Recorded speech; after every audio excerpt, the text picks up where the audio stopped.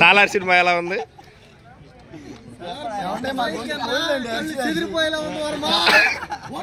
Worth Varma KGF అయినా కానీ ending ఇచ్చారు సార్. ఎండింగ్ ఆడట్లేదు సార్. సినిమా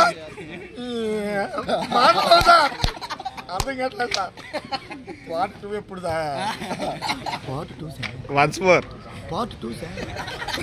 ఇంకోసారి సినిమా సస్పెన్స్ పెట్టి చంపేశారు సార్.